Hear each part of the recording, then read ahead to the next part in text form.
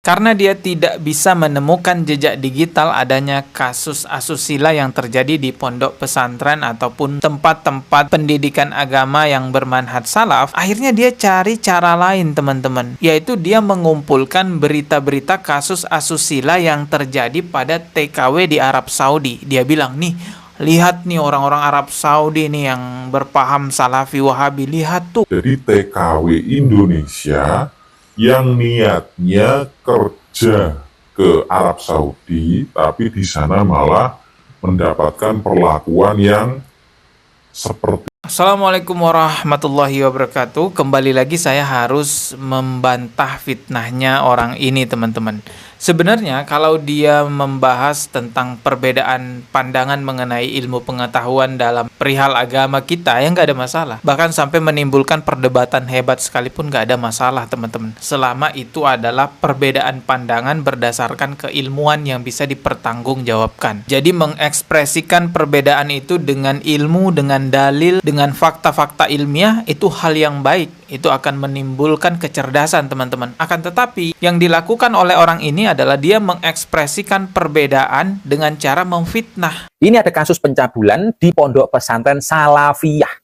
Apakah Heri pernah membahas hal ini? Ayo, para pemuja Wahaboy kasih tahu si Pras ini. Berani nggak dia membahas kasus pencabulan di pondok pesantren yang kurang lebih mereka itu sama-sama Salafiyah? Karena ada pesantren yang namanya Salafiyah, tersandung kasus asusila, akhirnya dia bikin narasi, inilah ajaran Salafi Wahabi. Padahal pesantren itu ya bukan pesantren Salafi Wahabi, itu pesantren Aswaja yang memang namanya Salafiyah. Mungkin dia kira orang Aswaja itu nggak ada yang menggunakan kata-kata Salafi. Ada. Niatnya memberitakan buruk manhaj salaf ya yang sering dituduh-tuduh Wahabi itu. Tapi apalah daya, karena SDM rendah, ya akhirnya senjata makan tuan. Ya, dia malu sendiri, akhirnya menghapus video-videonya. Bahkan sampai 2 kali tuh ya dia bikin video fitnahan yang sama, ya terbantahkan juga dengan jejak digital yang ada. Karena dia tidak bisa menemukan jejak digital adanya kasus asusila yang terjadi di pondok pesantren ataupun tempat-tempat pendidikan agama yang bermanhaj salaf, akhirnya dia cari cara lain, teman-teman, yaitu dia mengumpulkan berita-berita kasus asusila yang terjadi pada TKW di Arab Saudi. Dia bilang, nih, lihat nih orang-orang Arab Saudi nih yang berpaham Salafi Wahabi, lihat tuh kekerasan yang dilakukan, lihat tuh pemerkosaan yang dia lakukan. Jadi seolah-olah kasus asusila yang terjadi pada TKW-TKW yang ada di Arab Saudi itu akibat ajaran dari orang-orang yang bermanhaj salaf. Astagfirullahaladzim, ini orang keji banget ya Allah fitnahnya ya. Udah 2 kali dia salah, tapi masih saja ingin membuat citra manhaj salaf ini benar-benar buruk di mata publik. Ya misi dia itu sepertinya ya. Coba kita lihat nih videonya ya. Jika kalian buka berita-berita, itu banyak sekali kejadian TKW Indonesia itu diperkosa majikannya di Arab Saudi. Di Arab Saudi. Bukan cuman di Arab Saudi kejadian-kejadian seperti ini. Semua negara ada kejadian-kejadian seperti ini. Dan tidak apple to apple. Tidak seimbang perbandingannya antara pesantren dengan TKW. Ini nggak nyambung ya. Perbandingan yang nggak nyambung, teman-teman. Tapi kita coba lihat dulu videonya nih. Banyak sekali beritanya. Kalian bisa cek sendiri. Satu-satu. Kalian bisa cek sendiri. Ya. Jadi TKW Indonesia yang niatnya kerja ke Arab Saudi, tapi di sana malah mendapatkan perlakuan yang seperti. Jangan perbandingannya sama TKW, perbandingan sesama pelajar. Ada nggak pelajar Indonesia yang berangkat ke Arab Saudi lalu diperlakukan seperti itu? Harusnya perbandingannya sesama tempat pendidikan.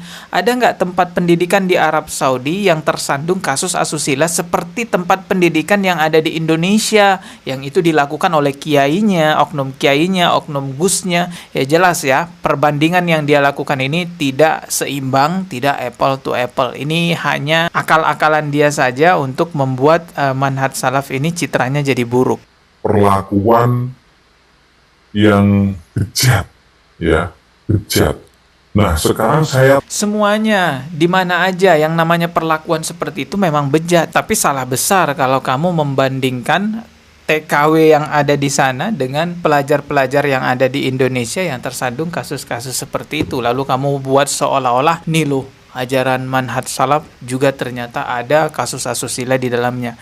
Itu perbandingan yang tidak nyambung, malah itu sangat terlihat sekali fitnah yang kamu lontarkan. Mungkin dia itu udah bingung banget ya nyari jejak digital pesantren manhaj salaf nih, kok nggak ada ya kasus-kasus begini. Akhirnya dia comot aja tuh berita-berita TKW. Saya jadi teringat dengan fitnahnya Samsudin yang sempat viral itu ya, ajaran bertukar pasangan. Jadi Samsudin ini bikin video settingan isinya tentang adegan ajaran bertukar pasangan gitu ya. Lalu dia buatlah seolah-olah ini adalah ajaran orang yang disebut-sebut Wahabi, orang-orang yang disebut Salafi. Padahal ini hanya video settingan yang dibuat untuk memfitnah orang-orang yang bermanhaj salaf. Boleh bawa masuk ke kamar aja. Tadi ngobrol terus. Udah gitu. Kalau mau silakan. Udah disahkan sama saya, udah saya kawinkan. Udah, biarpun ini udah bebas di sini. Enggak siapa. Udah sah. Udah dapat restu dari saya kalau namanya. Udah silakan. Udah halal. Halal kuliah atau itu. Misalkan bosan sama dia, boleh pilih siapa aja boleh. Boleh. Iyalah. Iya. Nol gini. Silakan udah. Sampai sekeji itu ya fitnah mereka, sampai membuat video settingan seolah-olah di ajaran Salafi itu ada keyakinan diperbolehkan bertukar pasangan. Ya langsung ditukar gitu aja, astagfirullahaladzim. Padahal faktanya kasus-kasus asusila yang terjadi ya bukan di kalangan orang-orang yang bermanhaj salaf, melainkan di kalangan mereka sendiri. Dan saya tetap mengatakan bahwa itu oknum dari kalangan mereka. Saya nggak menjustis semuanya juga begitu. Tapi dari hal ini kita bisa lihat ya beginilah cara-cara orang SDM rendah mengekspresikan perbedaan pandangan dalam urusan agama. Dia itu nggak punya literasi, nggak punya pengetahuan yang mencukupi, tapi berusaha untuk membela kelompoknya. Ya karena SDM rendah nggak punya pengetahuan, akhirnya jatuhnya jadi fitnah. Apalagi yang mau dia bantah fakta kebenaran yang sudah jelas-jelas nyata, ya tambah pusing lah jadinya. Udahlah SDM rendah, nggak punya pengetahuan, berusaha menjatuhkan fakta.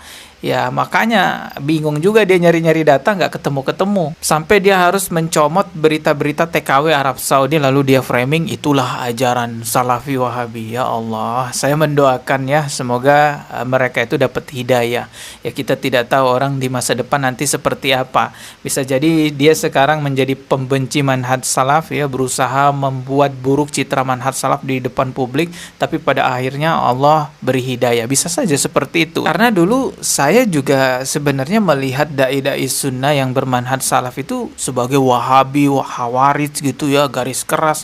Tapi setelah saya cari tahu tentang mereka, faktanya tidak seperti apa yang dituduhkan. Apa yang mereka sampaikan ya Al-Quran dan Sunnah. Misi mereka itu memberantas TBC, menguatkan tauhidnya umat Islam. Begitupun juga saya lihat ceritanya Mas Heri Pras. Dulu ternyata juga Mas Heri Pras melihat dai-dai sunnah yang bermanhaj salaf, yang celana cingkrang gitu ya, itu Wahabi. Ternyata Mas Heri Pras juga dapat hidayah. Alhamdulillah ya. Allah Maha tahu siapa yang Allah beri hidayah. Kalau Allah sudah beri petunjuk seseorang, tidak akan ada yang bisa menyesatkannya.